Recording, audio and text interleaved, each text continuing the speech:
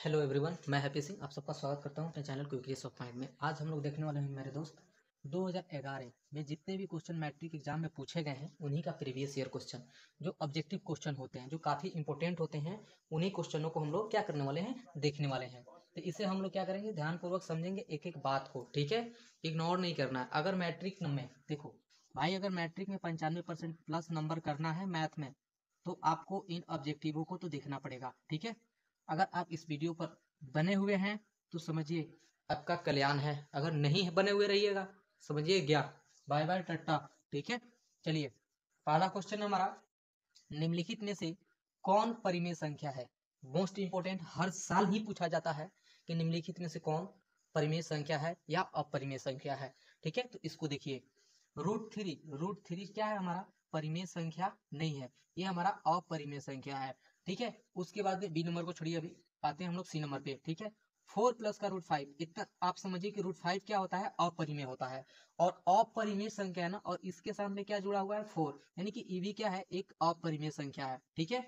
Root 6 क्या होता है, अपरिमेय संख्या, ये भी हमारा अपरिमेय संख्या है, ठीक है। अब आते हैं हम लोग बी पे, ऑप्शन बी पे। देखिए ऑप्शन बी क्या है, 2 रूट 2 बट्टा में भी रूट 2, ठीक है। तो यहाँ से क्या होगा, आप समझ रहे हैं कि ये जो हमने लिखा 2 रूट 2, क्या यहाँ पे गुना का संबंध नहीं है क्या, है ना। तो जब है तो ये 2 से 2 कैंसिल हो जाएगा, यानी 2 से 2 हमारा कट जाएगा, बचा क्या, सिर्फ 2, जो कि हमारा क्या है, एक परिमेय संख्या। तो हमारा राइट आंसर क्या हो जाएगा, ऑप्शन बी हो जाएगा।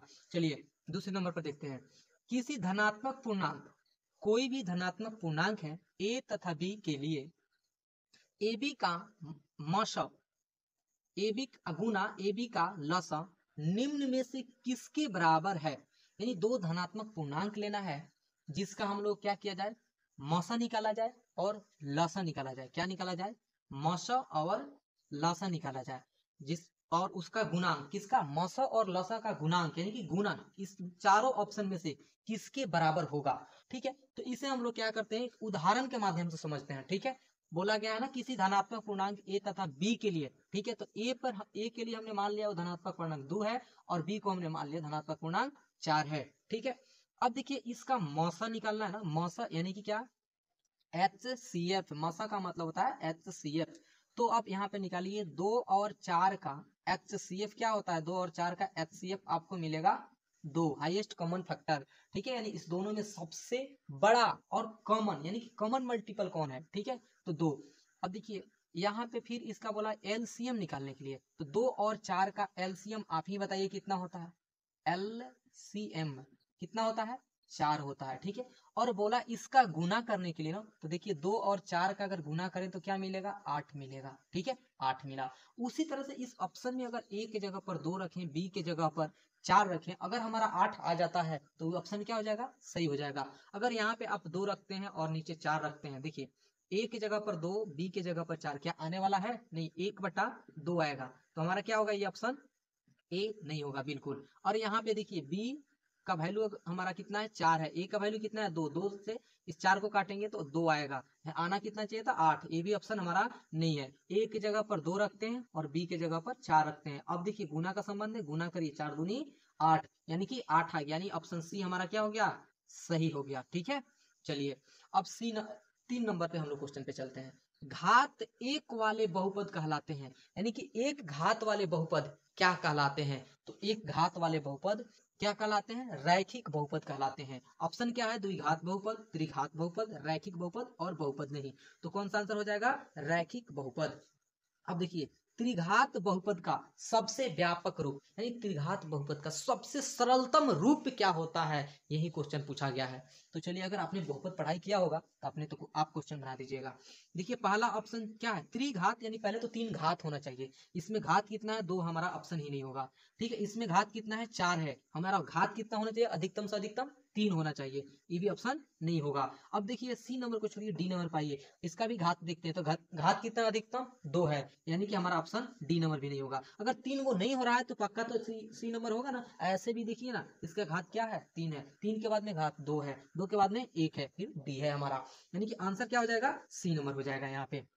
चलिए अब हम लोग देखते हैं 5 नंबर क्वेश्चन। 5 नंबर क्वेश्चन को आपको थोड़ा बनाना बनाना पड़ेगा, तो उसके लिए थोड़ा स्पेस की जगह चाहिए, ठीक है। जब तो चलिए हम लोग इधर थोड़ा मिटाते हैं, आप इसे देख लीजिए, ठीक है, उसके बाद मैं समझाता हूँ, ठीक है। चलिए मैं यहाँ से कुछ क्वेश्चन मिटा दिया, ठीक है, आपको समझाने के लिए। चलिए बोला गया यदि साइन ए बराबर 3/4 तो कॉस ए का मान निकालिए। क्या आपको पता है कि साइन ए बराबर क्या होता है? क्या आपने कभी पढ़ाई किया है कि पंडित बद्री प्रसाद हर हर बोले, ये क्या होता है हमारा साइन का होता है, ठीक है। ये हमारा क्या होता है कॉस का होता है, ये क्या होता है हमारा टेन का होता है मान। तो किसका कॉस यानी पी से क्या होता है लंब होता है, और एच से क्या होता है कर्ण होता है। तो किसका वैल्यू दिया गया है 3/4 दिया गया है ना, 3/4। तो यहाँ पे 3 हमारा क्या हो जाएगा लंब हो जाएगा, लंब यानी कि पी का वैल्यू दे दिया गया। 4 क्या है हमारा एच हो गया, यानी कि कर्ण का वैल्यू दे दिया गया है। अच्छा अब पूछा क्या गया है कॉस का, कॉस ए का, और कॉस ए बराबर क्या होता है जरा देखिए b/h यानी कि आधार बटा कर्ण, यानी कि आधार बटा में कर्ण पूछा गया है। तो कर्ण तो इसमें दिया गया है, आधार नहीं पता।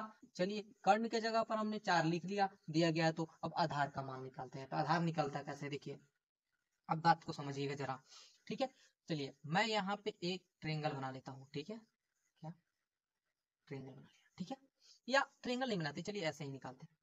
क्या आपने पढ़ाई किया है कि कर्ण निकालने के लिए रूट अंडर फॉर्मूला क्या होता है, लंब का स्क्वायर, लंब का स्क्वायर प्लस क्या होता है जी लंब का स्क्वायर प्लस आधार का स्क्वायर। क्या आपने ये पढ़ाई नहीं किया, पढ़ाई किया है। तो आपने जब ये पढ़ाई किया है तो यहाँ से भाई देखो ना आसानी से निकल जाता है, छूम अंतर, ठीक है। देखिए कर्ण हमारा कितना दिया गया है 4 दिया गया है, तो हमने 4 रखा, ठीक है। रूट के अंदर लंब क्या दिया गया है 3 दिया गया है, 3 का हमने स्क्वायर कर दिया, प्लस यहाँ आधार हमको तो निकालना है, आधार हमने बी माना है तो बी हमने रख लिया, आधार को आधार ही मान ले, चलिए ना आधार ही लिख लेते हैं, आधार का स्क्वायर, ठीक है, ठीक है। अगर रूट हट जाए, रूट को अगर हम लोग हटाते हैं यहाँ से, जो इस पे रूट है यहाँ से अगर रूट हटता है तो क्या इसके ऊपर स्क्वायर चढ़ेगा, इसके ऊपर स्क्वायर होगा। अगर यहाँ पे स्क्वायर होगा तो यहाँ से रूट क्या हो जाएगा हट जाएगा, तो इसका स्क्वायर अगर हम लोग 4 का करते हैं तो 4 का स्क्वायर 16, तो इधर क्या हो गया रूट खत्म हो गया ना ऊपर वाला, तो क्या हो जाएगा अब बचा 3, और 3 का स्क्वायर प्लस यहाँ पे आधार का स्क्वायर, ठीक है। अब देखिए इधर हुआ 16 और यहाँ हुआ 9 प्लस का आधार का यही हुआ। चलिए अब यहाँ हम बात है, ठीक है। अगर इस 9 को यहाँ माइनस करते हैं, इधर लाते हैं, इधर इस बराबर के चिन्ह के इधर, तो इधर प्लस में तो यहाँ माइनस में होगा, यानी कि 16 माइनस का 9 बराबर का आधार का स्क्वायर, ठीक है। अगर इसमें से घटाते हैं तो क्या मिलेगा 16 में से 9 घटता है तो 7 मिलता है, और क्या बचा आधार का स्क्वायर। हमको आधार निकालना है, यहाँ से स्क्वायर हटाएंगे इसके ऊपर रूट आएगा, तो 7 बराबर का क्या हो जाएगा आधार का, आधार आ गया हमारा, क्या हो गया आधार हो गया, यानी कि आधार क्या है 7 है, आधार ही तो निकालना है, तो रूट अंडर 7, यानी आया क्या कॉस बराबर ए बराबर √7/4, ठीक है। बात आप समझ गए होंगे। चलिए आगे बढ़ते हैं। पूछा क्या गया है tan a बराबर होगा, यानी tan a किसके बराबर होता है भाई, ये फॉर्मूला है आपको याद रखना होगा, या आप अच्छे से थ्योरी पढ़ाई किए होखिएगा ट्रिग्नोमेट्री का, तो आपको फॉर्मूला याद ही नहीं कर रहा किया जाता है ट्रिग्नोमेट्री में, आपको सिर्फ समझना है, ठीक है। तो इसका डायरेक्ट आप लिख लीजिए cot 90 डिग्री माइनस ए, क्या होता है 90 डिग्री माइनस ए।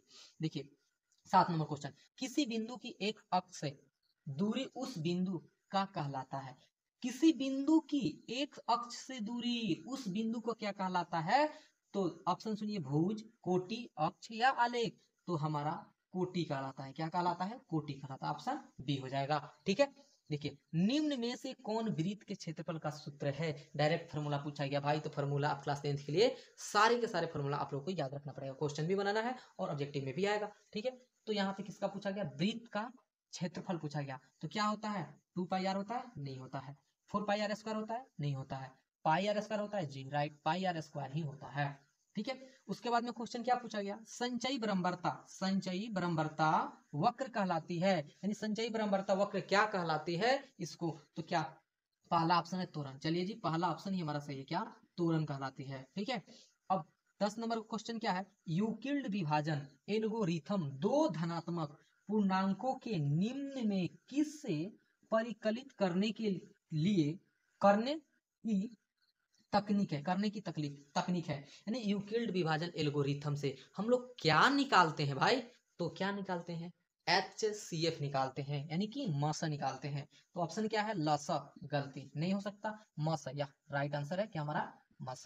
तो आपको ये वीडियो कैसा लगा कमेंट बॉक्स में कमेंट करके जरूर बताइएगा। फिर मैं आपसे मिलता हूँ नेक्स्ट क्लास में, तब तक के लिए जय हिंद, जय भारत।